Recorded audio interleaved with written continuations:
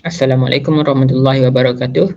My name is Saiful bin Muhammad and I come from Group 5 and my teammate and I will be explain and presentation about Kelantan and Terengganu flood 2019 and 2020.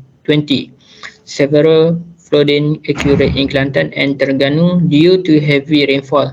This flood caused extensive damage to infrastructure, displaced community, and disrupt daily life. The incident highlight the need for improved flood management and climate resilient measure. For the first slide is chronology of the flood in 2019 and 2020. First, 30 November 2019.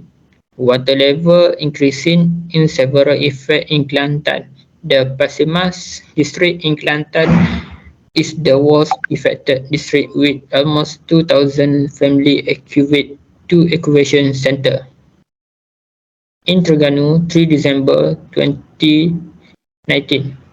In Terengganu, the high water level in Terengganu River has forced the evacuation of almost 1,661 families. Then major roads in Terengganu were forced to close following flood as at 7 a.m. Next, in 20 December 2020, the flood situation in Kelantan has worsened with 3,409 people from 1,009 families evacuated. The effect district are Jeli with 1,335 victims. At Tanah Merah, 1,177, Pasimas, 312, Machiang, 272, Kuala Krai, 235, and Pasir Putih, 68 people. In Terengganu, flood in Terengganu was at 8,620 people were evacuated to relief center following continuous rain. In Kemaman, 6,623 people from 1,572 families have been evacuated in 28 flood relief centers, and in Dungun, 663 people from 166 families have caused shelter at 50 relief centers. Thank you, Saiful. Next, my name is Azra binti Azharuddin. I will explain about impact to OSHA and environment. Number 1, worker safety. After floods, employees must ensure a safe clean-up, address risks like contaminated water and structural damage to provide a secure working environment. Number 2, emergency preparedness. Employer must have emergency prepare plans which may need updating after floods. This includes adding procedure for evacuation, rescue, and first aid in case of similar future events. Number 3, environmental impact assessment. For flood mitigation project, an EIA is essential to ensure adherence to environmental standards and prevent further ecological harm. Number 4, waste management. Floods generate significant waste including debris and hazard material. The environmental quality mandates proper waste management to prevent environmental pollution and require authorities to ensure appropriate disposal of flood-related waste. Number 5, water quality. The Act also cover water quality standard.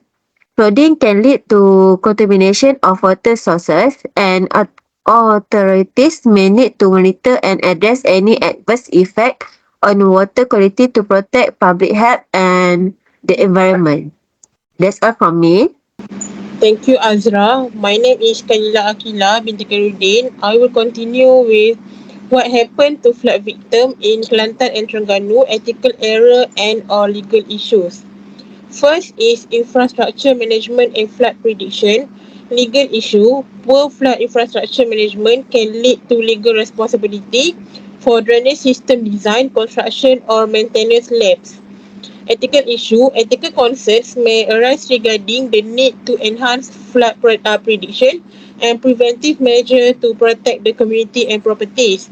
Second is recovery and aid distribution.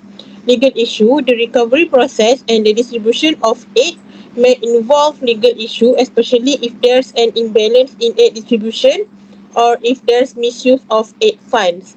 Ethical issue. Ethical obligation exists to ensure that recovery and aid are provided fairly, without discrimination, and with transparency in fund utilization. Third is legal uncertainty for property owners. Property owners are affected by floods may face legal uncertainties regarding their rights and responsibility for the recovery of their properties. Ethical issue. Providing legal guidance and moral support to property owners is essential to help them recover from flood damage. Lastly is protection of rescuers. Legal issue. There's a need for laws and regulation ensuring the protection of rescuers and volunteers. Ethical issue. Ethical obligation include providing a safe working environment and recognition and support for rescuers performing their duties courageously. That's all from me. Thank you. Thank you, Kalila. My name is Nurul Afifa binti Alias.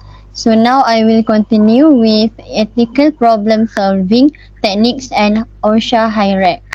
For first, transparent communication.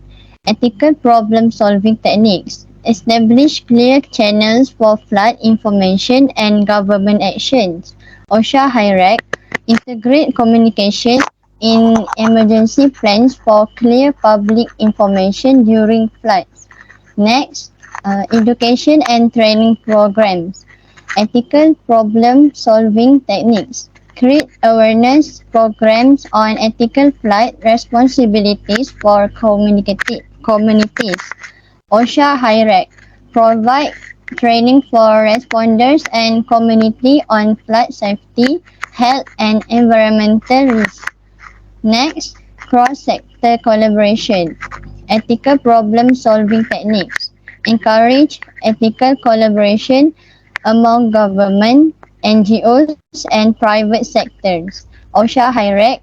Collaborate across sectors to share resources and expertise for reducing flood risk. Thank you. Thank you, Afifa. My name is Nonasri Shazwani binti Haznan.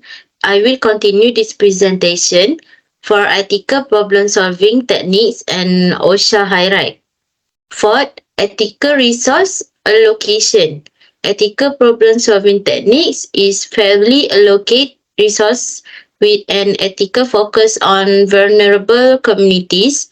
OSHA hierarchy assign resources based on key occupational safety, health and environmental risks. Fifth, cross-sector collaboration for ethical problem solving techniques. Choose a sustainable flood solution for future generation. OSHA hierarchy include green infrastructure and eco-friendly engineering in risk control. That's all from me. Thank you. Thank you, Nasreen. My name is Nur Amira. Okay, I will present about sustainable development. Okay, the first one is early warning system. Ensure timely alert through improved early warning system for residents and authorities. Second is sustainable urban planning. Develop and enforce policies for smart urban planning that consider flood risk, including zoning, regulation, and construction guideline. The third one is community engagement education. Promote community engagement and education on flood preparedness, response, and recover to empower residents with knowledge and resources. The fourth one is infrastructure improvement. Upgrade critical infrastructure like bridge, road, and drainage system to better withstand floods using sustainable engagement practice. The last one is reforestation and watershed management.